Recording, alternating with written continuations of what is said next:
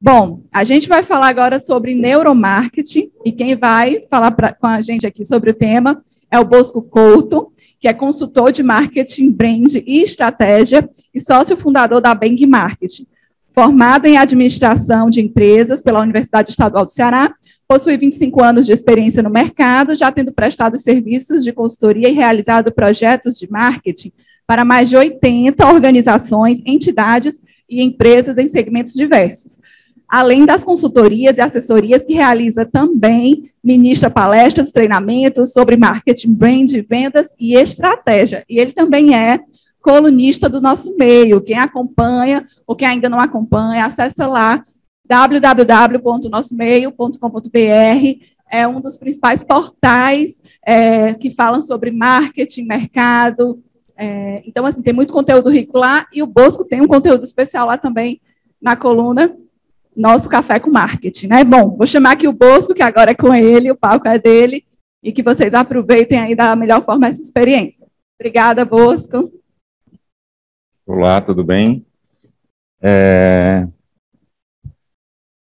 Bom dia a todo mundo. Primeiro, parabéns aí para o Cione pelos 10 anos e pelo evento, que ficou muito bacana, tá certo? A gente está vivendo um momento diferente, que a gente tem que fazer as adaptações necessárias, né? Então, a gente está aqui ao vivo, né, no estúdio, e está partilhando esse conhecimento com outros profissionais que estão em casa, estão em outros estados, estão em outros locais, e aqui está sendo muito bom. Bom, eu vou falar sobre neuromarketing, né, uma área relativamente nova da nossa área, mas quem estuda, quem trabalha com marketing, está começando a estudar, a pensar sobre isso, né? Então, neuromarketing, tá bom?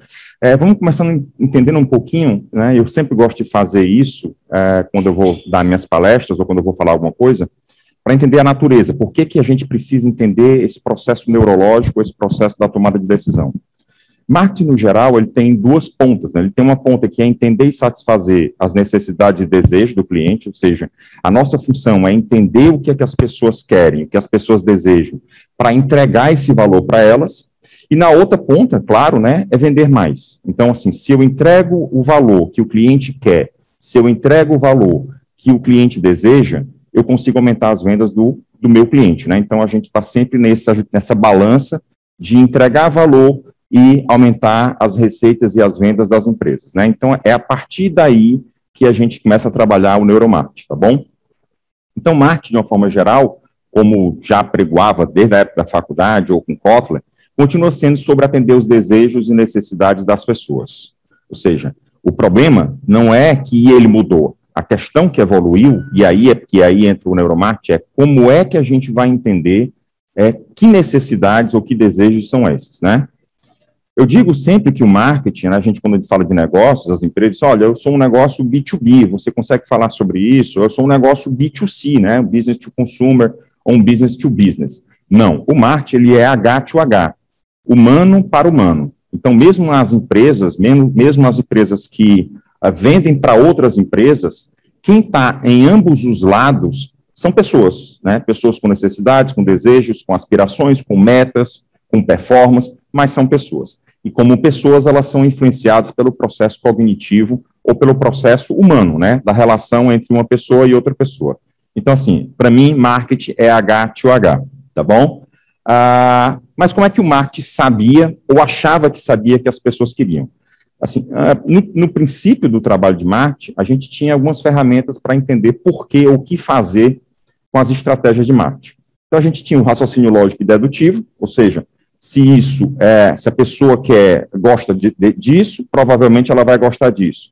Então, isso é um processo, claro, de experiência, né? A experiência, o conhecimento tácito, aquilo que você vive, anos de experiência tratando desse assunto. A psicologia ajudava muito, então, os primeiros livros de psicologia do consumidor, que é o que a gente estuda quando a gente está na faculdade, estudava a pirâmide de Maslow, as necessidades do ser humano, a parte psicológica das pulsões. Então, isso serviu muito e ainda serve muito ao trabalho de marketing. E as pesquisas de mercado. Tanto as pesquisas de mercado de dados secundários, como as de dados primários, como a pesquisa probabilística, como a pesquisa qualitativa. Isso deixou de ser usado? Não. Mas o que acontece agora e por que o neuromarketing agora é uma área que é muito usada por nós que trabalhamos com marketing, é que o avanço da ciência e da tecnologia propiciou um outro entendimento sobre como o ser humano pensa no processo de tomada de decisões e escolhas. Hoje sabemos mais sobre o que promove o comportamento humano do que há 10 anos, do que há 20 anos, tá certo? Eu digo a ciência do ponto de vista de neurociência, e digo tecnologia, que é justamente o que a gente viu há pouco tempo agora, sobre a profusão de dados que hoje nós temos acesso e que permitem olhar o comportamento das pessoas através do que elas clicam ou acessam, e não do que elas dizem, né? Então, o que mudou foi isso. Agora a gente entende melhor, né, como é que as pessoas tomam as suas decisões, certo? E aí uma constatação que aí é a base do trabalho da gente de neuromarketing, quando a gente estuda isso, é que as pessoas dizem, né, o que as pessoas dizem ou o que as pessoas sentem ou fazem são coisas diferentes. Aquilo que elas respondem em pesquisa de mercado, aquilo que elas falam, ou o motivo por que elas compram um determinado produto ou serviço, muitas vezes não é o motivo correto. Às vezes elas sabem que aquele motivo não é correto, né? Ela tem consciência da razão por que ela faz aquilo, e às vezes nem ela tem essa consciência, né? E aí a gente entra justamente nessa seara. Como é que funciona a mente no processo de escolha e decisão? Eu diria para vocês que 90% do processo de escolha e decisão, ele é inconsciente. Somente 10% ele é racional, né? Vamos entender um pouquinho? Eu vou tentar falar numa linguagem bem simples, para a gente entender por que é tão importante a gente entender a mente humana para estudar, né, marketing, tá bom? De uma forma geral, existe um economista, um psicólogo, na verdade, Daniel Kahneman, que ele escreveu um livro bacana, e ele denominou Sistema 1 e Sistema 2, né, sendo o Sistema 1 nosso sistema límbico, nosso sistema subconsciente, aquele que vem primeiro, né, aquele que é inconsciente, e o Sistema 2, o sistema racional. Eu posso chamar aqui de senhor do Sistema 2, muito afetado por algumas áreas do cérebro, mas eu vou colocar aqui o córtex pré-frontal como sendo o nosso agente, e o Sistema 1, o sistema límbico, né, aquele sistema que funciona de forma automática. O Sistema 2, ele é mais lento e gasta muito mais energia, e o Sistema 1, ele é automático, rápido e, às vezes, até impreciso, né? Porque eu preciso ter alguma coisa que me dê uma resposta rápida. A base do neuromarketing, ou aquilo que a gente entende como neuromarketing, é isso. É entender os aspectos neurológicos e usar isso, né, no processo de marketing, tá bom? Então, a gente vive num conflito grande, né, entre a emoção e a razão.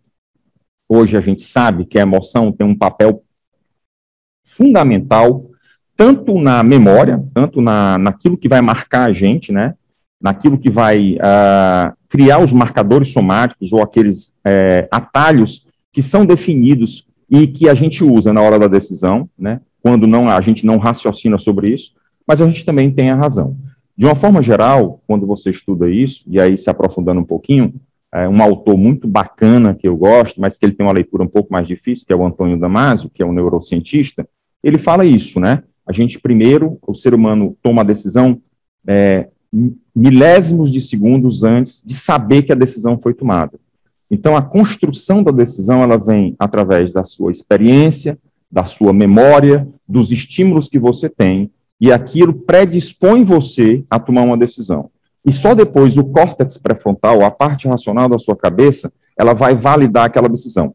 O córtex, o sistema racional, ou o sistema 2, ele pode agir e frear o teu sistema 1. Mas, no geral, ele confirma aquilo que o sistema 1 já indicou que seria o caminho correto. Então, a gente vive sempre nesse processo de decisão entre emoção e razão, sistema 1 e sistema 2, tá certo?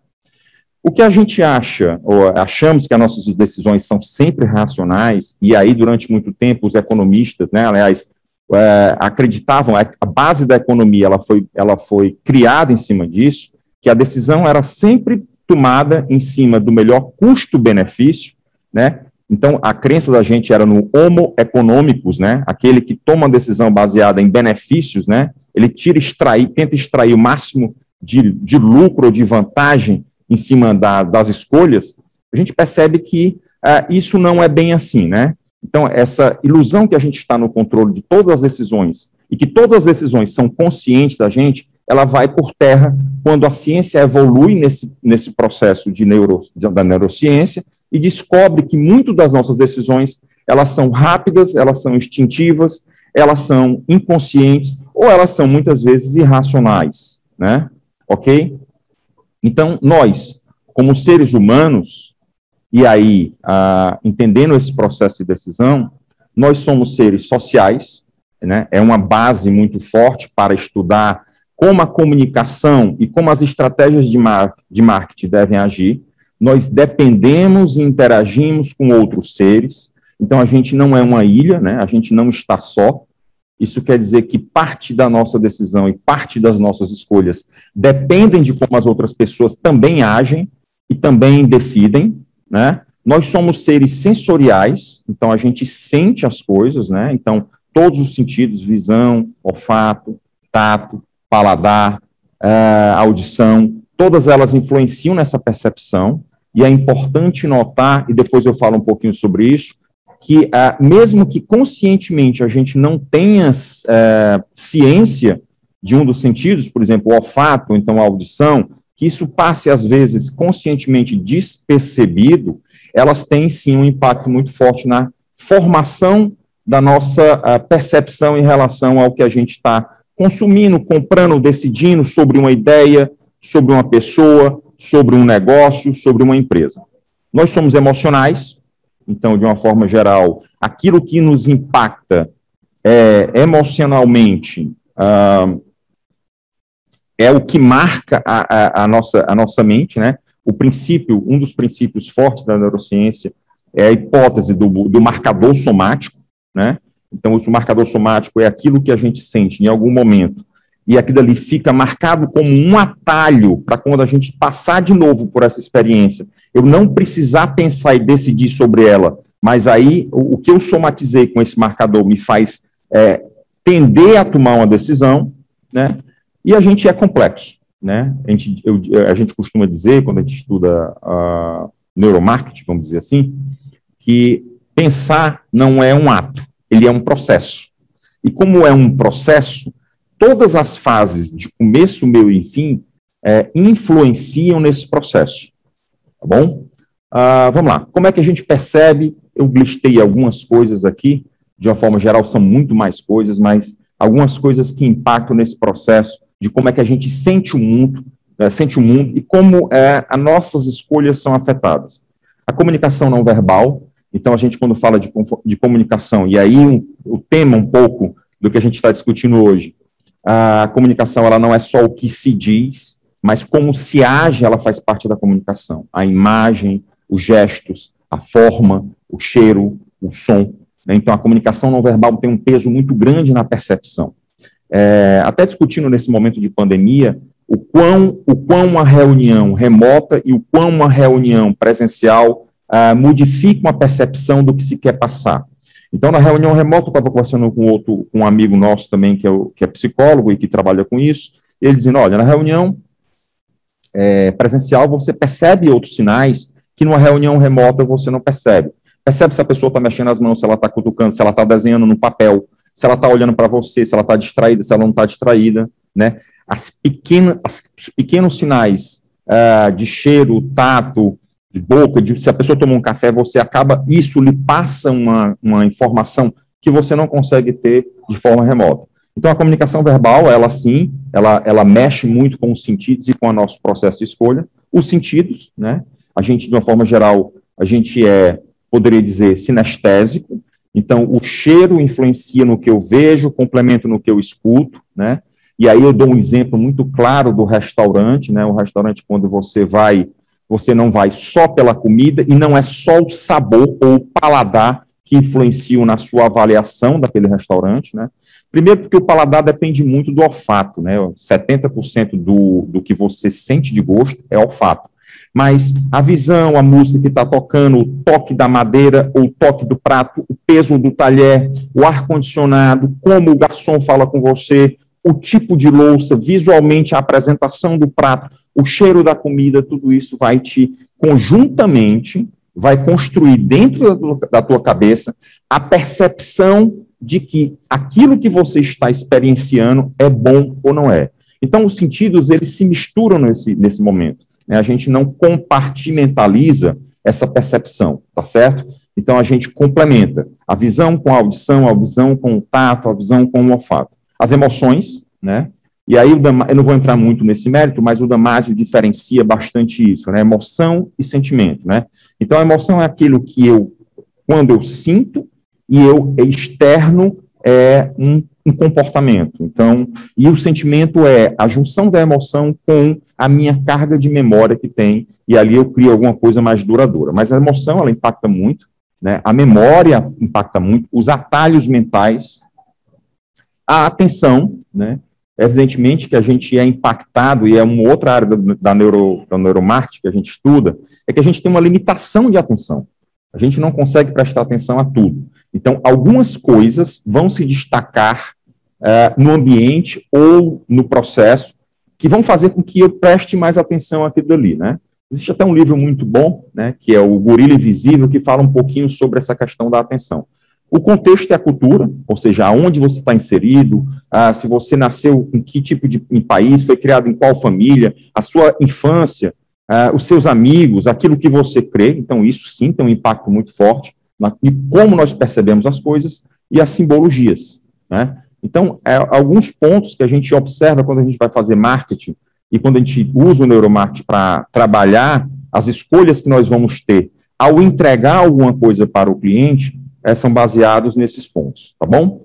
Bom, como eu falei antes, a maior parte do cérebro é dominada pelos processos automáticos, 90%, e não por pensamentos conscientes, né? Então, entender como é que funcionam esses processos automáticos, mesmo que a pessoa, ao ser perguntada, responda diferente, e aí é que a natureza do neuromarketing, ela se faz muito forte, eu entender o que motiva as pessoas, apesar da resposta delas, que é a essência do estudo da gente, tá bom?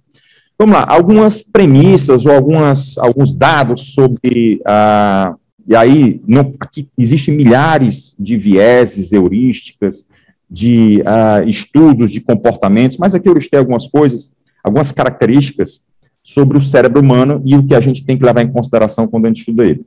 Primeiro, a gente é ávido por padrão, a gente adora padrão, a gente busca padrão. Para a gente, a desorganização é complicado. É muito simples. O cérebro tende a procurar o menor esforço. Ele quer gastar o mínimo de energia possível. Decidir, organizar as coisas mentalmente, gasta muita energia. O processo de escolha é um processo cansativo. Então, simplificadamente, o que ele faz? Ele tenta organizar tudo, criar atalhos. Tudo aquilo que facilita o nosso processo de decisão, o cérebro vai tender a adotar. Então, eu pensar sobre uma coisa, para saber se uma coisa é melhor, o A é melhor do que o B, isso requer um esforço. E tudo aquilo que requer um esforço cansa. Então, a gente procura botar para atalho. Então, a gente é ávido por padrão. Então, isso quer dizer que é uma organização, alinhamento, a forma, o enquadramento de um texto, o enquadramento de um design, a organização de produto na gôndola de um supermercado. Isso tudo aumenta a possibilidade de atenção do ser humano em relação ao que está sendo exposto. Categorizamos tudo. Então, para a gente organizar essa linha de pensamento, porque senão a gente enlouquecia, e o cérebro tem as suas limitações de recursos, a gente categoriza tudo. E eu dou sempre um exemplo que é bem emblemático. Se você vai para o cinema com uma colega ou um colega, e vai lá, compra o ingresso, cada ingresso custou R$50, você gastou R$100. Vai ao banheiro e perde os 2 ingressos. O que faz a maioria das pessoas? Não compra outro ingresso, porque para ela, R$100 foi o cinema e pagar R$200 pelo cinema é muito caro. Você se lamenta e vai lanchar. Essas duas mesmas pessoas vão para o cinema. Antes de comprar o ingresso, uma delas vai ao banheiro e perde R$100, 2 notas de 50. O que é que elas farão? Elas vão comprar o ingresso. Poxa, mas não é o mesmo valor, não é o mesmo montante, R$100? Só que no primeiro exemplo, ela acha que R$200 para pagar o cinema é muito caro. No segundo exemplo, ela categoriza ou classifica assim, R$100 foi o cinema e R$100 foi um prejuízo. Então, ela separou. É por isso, dentre outras coisas, que a gente paga mais caro quando viaja para fora. A gente acha que, por ser uma viagem internacional, eu categorizo de outra forma do que uma viagem nacional. Então, o ser humano precisa disso. No supermercado, a gente tem as seções, as categorias, a gente agrupa quase todos os conceitos em caixas. E dentro dessa caixa é que você classifica. O posicionamento de marca, ele vem daí, né? Como é que você classifica? O conceito de uma casa, ela vem daí. Criamos hábitos. A gente, para não gastar muita energia, a primeira vez que eu aprendo, eu repito essa experiência e a partir daí, para mim é mais fácil, para mim como ser humano, gerar hábitos, ok? Então, o que é gerar hábito? É eu facilitar o meu processo de escolha. Se todo dia de manhã eu faço uma coisa e eu continuo fazendo isso todo dia de manhã, eu não preciso pensar sobre isso. Quantos de nós já não nos deparamos voltando para casa, dirigindo o carro, e nem nos demos conta do caminho que fizemos ao voltar para casa? Então, a gente entrou isso aí no hábito. A compra tem muito isso, né? Então, é por isso que é tão difícil as pessoas mudarem. A mudança gera uma quebra de hábito e uma forma de pensar novamente. Então, assim, se a pessoa compra em uma determinada marca ou compra um determinado produto ou está habituada a frequentar um determinado local, fazer com que ela mude é difícil. Depois que eu faço que ela mude, eu tenho que fazer com que ela habitue. Ela compra uma vez, a segunda vez, a terceira vez, a quarta vez. Depois que ela cria hábito, ela vai ter uma resistência a voltar à marca anterior ou a mudar para uma nova. Então, a habituação é um processo que nós temos. Nossa atenção é limitada, né? Você imagina que você vai entrar no supermercado e ali tem 50 mil itens, né? Não é 50 mil produtos, 50 mil SKUs, na verdade. Então, são itens diferentes. Você não presta atenção. A sua lista de supermercado provavelmente vai ter ali 20, 25 itens. Então, você não vai olhar 50 mil itens para escolher 25. Você vai direcionar sua atenção para aquilo que você previamente, né, tinha determinado que iria comprar. É claro que você pode ser impactado, né, dentro do supermercado por marcas que estão expostas, mas, no geral, você tende a negligenciar aquilo que você não está prestando atenção. Existe um termo chamado a teoria do gorila invisível, que foi feito um teste, né, numa partida de basquete, psicólogos botaram 2 times, um de camisa vermelha e um de camisa azul, e pediram para um grupo de pessoas contarem quantos passes errados o time de camisa vermelho dava e o outro grupo quantos passes errados o time de camisa azul dava. No meio da partida, enquanto as pessoas que estavam assistindo ao jogo anotavam isso, eles botaram uma pessoa vestida de gorila. Ela entrou na quadra, ficou no meio da quadra, passou alguns segundos no meio da quadra, acenou com os braços e saiu. Metade das pessoas, depois da partida, não perceberam a entrada do gorila. Uma coisa tão óbvia, tão clara e tão inusitada, mas não foi percebida. Porque a atenção delas estava direcionada para um outro fator, né? Então, a nossa atenção é limitada. É por isso que eu sempre digo para alguns clientes, trabalhe a sua marca antes da pessoa entrar no PDV.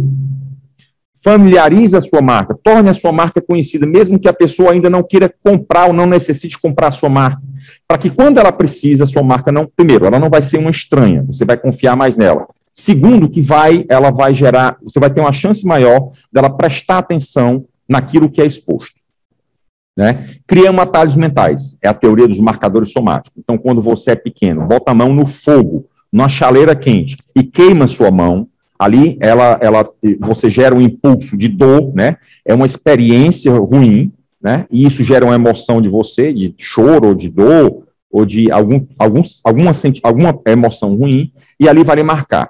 Da próxima vez, quando tiver uma chaleira no fogo, você, criança, ainda não vai botar a mão, porque você lembrou que ali você queimou a mão. Então, somaticamente, aquela experiência lhe marcou, né? A teoria dos marcadores somáticos, ela faz isso. Ela cria pequenos atalhos para que você não tenha que pensar racionalmente novamente sobre algumas experiências que você já teve, sejam elas negativas ou sejam elas positivas, né? A teoria dos marcadores somáticos, ela é a natureza, é o tijolo, é o alicerce do posicionamento de marca, tá certo? Você cria um posicionamento de marca a partir de um marcador e aquele pensamento lhe acompanha e você previamente já imagina que aquela empresa ou aquela marca tem um determinado reputação. Somos sociais imitadores, e aí um outro termo que a gente também estuda muito, que é o neurônio espelho. Então, o ser humano, ele tem o princípio da empatia com outro ser humano, ele sente o que o outro sente, né? Então, isso faz que nós sejamos macaquinhos de imitação, vamos dizer assim, né? Daí também vem o efeito manada, o que os outros estão fazendo, eu também quero fazer, né? O senso de pertencimento. Mas o neurônio espelho diz o seguinte: você não precisa passar pela experiência para sentir aquilo. Se você viu um outro ser humano passando por aquela experiência, mesmo que você não tenha o contato, né, físico com aquela experiência, você também vai sentir. É por isso que a gente ri quando outros riem, que a gente chora quando outro chora, e é por isso que na comunicação, quando a gente bota uma pessoa que é parecida com a gente, e ela experimenta um produto, e ela valida aquele produto, né, eu tendo a achar que eu também vou validar, né? A influência, ou os influenciadores, eles se baseiam um pouco também nessa história aí, tá bom? E as emoções e os sentimentos têm um papel fundamental no processo de decisão. Primeiro que o processo de memória, aquilo que a gente guarda e vai usar depois, ela depende muito da carga, o impacto emocional que eu tenho. Imagina que eu lembrasse de tudo que eu vivo hoje, né? Um dia, 24 horas, mesmo que eu durma 8, eu tenho aí uma carga de 16 horas de vivência, e tudo que eu vivi eu lembrasse. Não. Para não cansar o cérebro, para não esgotar o cérebro, ele teria que ter uma cabeça gigantesca, o cérebro ele filtra aquilo que ele vai reter e aquilo que ele não vai reter, que é banal. O que ele vai reter é aquilo que, de uma certa forma, me causou um impacto emocional, tá certo? Aquilo que me chamou muita atenção, aquilo que fez alguma diferença. Então, a emoção e o sentimento, que é a junção da emoção com a minha carga de vivência histórica, vai fazer com que eu tenha um impacto grande no processo de decisão. De um modo geral, né, assim, eu teria muito mais a falar, né, e aí, nesse processo de economizar energia e do processo inconsciente da tomada de decisão, o ser humano acaba criando vários atalhos, que a gente pode chamar de heurísticas ou de vieses, né? Então, eu tenho, por exemplo, o paradoxo da escolha, que diz que quanto menos é exposto, mais eu escolho rápido. Ou seja, o ser humano tem um outro viés, né, uma outra característica, que ele tem aversão à perda. Então, para ele, perder é pior do que... perder tem um peso maior do que a esperança de ganhar. Então, quando ele escolhe entre 5 opções, uma ele vai ganhar, e 4 ele vai abrir mão, né? Então, ele diz assim, puxa vida, será que era melhor ter escolhido aquela outra? Quando eu tenho 25 escolhas, eu vou escolher uma, eu abro mão de 24. Então, a minha dor pela não escolha é maior. É por isso que, nesse sentido, muita opção, o menos é mais. Ter menos opção configura que você vai ter uma dor menor no processo de escolha. A gente tem, para o pessoal de comunicação que escreve texto, né, o efeito primazia. O que é o efeito primazia? Quando uma coisa positiva vem no começo da frase, a tendência é que a gente ache que a frase seja positiva. Então, quando eu digo, o Bosco é um palestrante muito bom, ele entende muito de marketing, mas ele é ansioso. É diferente de eu dizer, o Bosco é ansioso e é um palestrante muito bom, entende muito de marketing.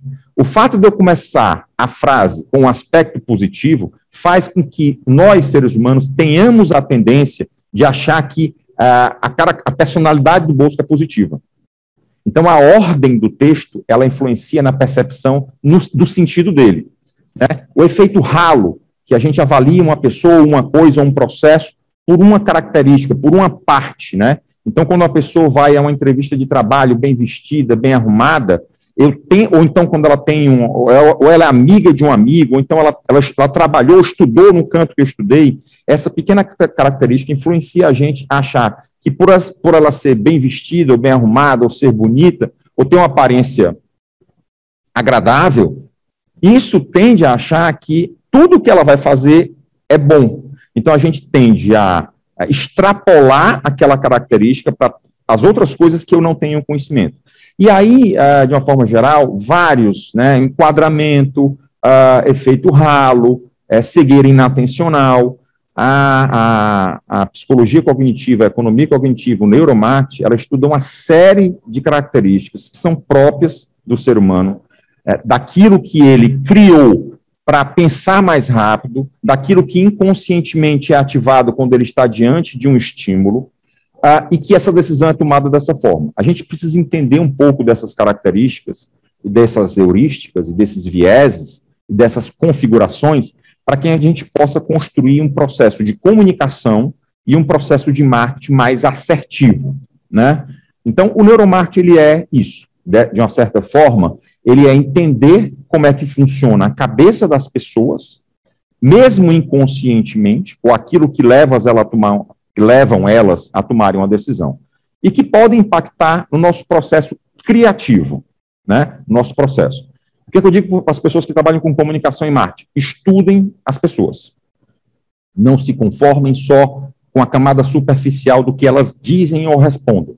Muitas vezes, aquilo que a gente responde, por exemplo, em uma pesquisa de mercado, ela é uma resposta que ela é planejada para ser assertiva. Ou seja, eu tenho a tendência a querer acertar a resposta, ou parecer inteligente, ou achar que a resposta melhor é aquela. Mas aquilo que eu sinto de verdade tem a ver com outra coisa. É por isso que hoje, né, a gente tem um embate muito forte sobre o papel das pesquisas e como a gente deve complementá-las com a análise do neuromarketing. Tá bom?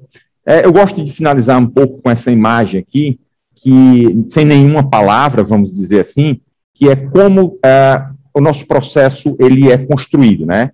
A gente tem os inputs, a gente tem as entradas através dos sentidos, a gente tem uma máquina superpoderosa que é a mente do ser humano e que ela junta todos esses inputs, ela cria as emoções e os sentimentos e ela constrói memórias e através dessa conjunção de sentimentos, emoções, memórias e as entradas, né, sensoriais, e o corpo faz parte desse projeto, e aí é uma coisa que é importante, né? A mente corporificada, o corpo ele também é a mente, é que a gente consegue construir as nossas decisões e as nossas percepções. Bom, esse é o meu contato. Quem quiser, esse QR Code tem os meus dados. Quem quiser, tem o meu LinkedIn, tem o meu Instagram, tem o meu telefone aí e o nosso e-mail. E quem quiser depois aprofundar mais ou trocar alguma ideia, eu estou à disposição. Né? De novo, eu queria agradecer muito a Impulsione por esse momento. Né? Eu acho que eu fui no tempo certo de falar. Esse tema é muito rico, a gente poderia falar muito mais, mas eu acho que hoje foi um aperitivozinho de como a gente podia usar isso. Obrigada, Bosco, foi excelente sua explicação. É como você diz aqui, é uma pitada para que a gente entenda o quanto a gente precisa estar atualizado e estudar, e quanto a gente precisa estudar mais sobre esse tema para aplicar no nosso dia a dia. O Bosco deu vários insights. Quem trabalha com comunicação tem que entender, sim, de neuromarketing, porque a gente trabalha com isso todo dia. Né? Então, Bosco, muitíssimo obrigada aqui pela palestra. Eu vou só abrir aqui para 2 perguntinhas. Tá ótimo. Certo? Por conta do tempo, gente. A gente teve aí outras perguntas, mas a gente selecionou aqui 2 para conseguir atender. Então, tem uma que no chat, né, nos colocaram o seguinte: neuromarketing, ele funciona melhor online ou offline? Online ou offline. Vamos entender, o neuromarketing, ele estuda como as pessoas tomam as decisões, então é indiferente se é online ou offline, tá certo? Eu tenho que entender o outro lado, eu tenho que conhecer o outro lado, eu tenho que entender o que é que motiva e o que é que estimula o outro lado. Como eu vou entregar a comunicação ou como eu vou entregar os valores que eu quero, né, trabalhar, elas independem do meio. Evidentemente que o presencial, pelo que eu falei do sensorial, ele transmite mais informação do que o remoto, né? Eu gosto de brincar que existe uma régua. O presencial, presencial transmite mais informação, o remoto transmite um pouquinho menos de informação, o telefone com a voz transmite um pouquinho menos, o texto transmite um pouquinho menos. É por isso que o texto tem que ser muito bem escrito, para que a pessoa possa imaginar na cabeça dela aquilo que está sendo dito. Mas o presencial, é claro, como a gente usa todos os sentidos, ele tem um impacto maior na transmissão de conhecimento. E a segunda pergunta tem até um pouco a ver com o que você falou, que é qual conselho você dá para quem trabalha com atendimento por telefone, né, com o público predominantemente sendo idosos. Eu acho que tem um público aqui para... Legal. A primeira coisa, assim, tem uma regra muito simples, né? Você tem que estar preparado para falar o telefone. Então, se maqueie, se pintei, se perfume, se arrume bem. Mas a pessoa não vai me ver, mas você vai saber como é que você está. Sorria quando for falar com a pessoa ao telefone, né? O seu timbre de voz muda quando você sorri. O outro lado, embora inconscientemente, embora não lhe veja, inconscientemente ele percebe como é que você está, o seu humor. e sempre fale com o outro lado como se você estivesse falando presencial, né? Então, assim, um erro grande de comunicação via telefone é você pasteurizar a comunicação. É quando você não faz entonação de voz, quando você não faz respiro, parada. Então, você tem que tratar o telefone como se você estivesse falando presencial. Eu costumo dizer assim, nas primeiras vezes, bote um espelho na sua frente e fique vendo o seu rosto. É legal isso. Fantástico. Só mais uma pergunta. Peraí, deixa eu acessar aqui. A equipe está ligadinha. Aqui uma pergunta do Salomão Castro. Há estudos que apontam a aplicação do neuromarketing em campanhas eleitorais. Como vê essa situação? Há uma tendência de que essa aplicação se intensifique ao longo dos anos? Sim, né? O neuromarketing vai ser usado em toda forma de consumo, e a campanha eleitoral, ela é uma forma de consumo. Estou vendendo uma ideologia, vendendo uma ideia, vendendo um candidato, né? Então, vai se intensificar sim, assim como o uso dos dados, tá? Eu falei lá no comecinho que duas coisas, evoluções, que é a evolução neurológica e a evolução dos dados, eles vão modificar como a gente vai perceber o outro lado. E o neuromarketing vai ser usado sim. A cor que o candidato usa, o sorriso dele, se ele está bronzeado ou não, o tom de voz dele, as palavras que ele coloca, né? Então, todo esse conjunto de coisas que são sinais ou símbolos que são percebidos inconscientemente afetam a percepção desse candidato ou não, tá certo? Se ele já vem trabalhando há algum tempo um tema, se as pessoas já estão predispostas a escutar aquilo que ele está falando, né? Ele vai na campanha só confirmar aquilo que há algum tempo as pessoas já vinham percebendo. Então, sim, na verdade, já é usado o neuromarketing para a eleição, há algum tempo, né? A gente tem os candidatos, eles têm uma equipe de psicólogos para isso, né? Alguns profissionais, não só de marketing de comunicação, mas psicólogos que tratam sobre como eles devem se portar, se vestir, o que falar diante do seu eleitorado. Fantástico. Muito obrigada mais uma vez, Bosco, pela sua participação. Aqui agradeço em nome de toda a equipe Impulsione, de todo mundo que está aí do outro lado assistindo. Tenho certeza que vocês aqui conseguiram captar muito conhecimento. Muito obrigada mesmo. E aproveite o resto do fim de semana. E será sempre um prazer estar junto com você em ações da Impulsione, estar aqui junto, aprendendo muito com você. Obrigado e parabéns de novo. Obrigada. Um beijo a todos.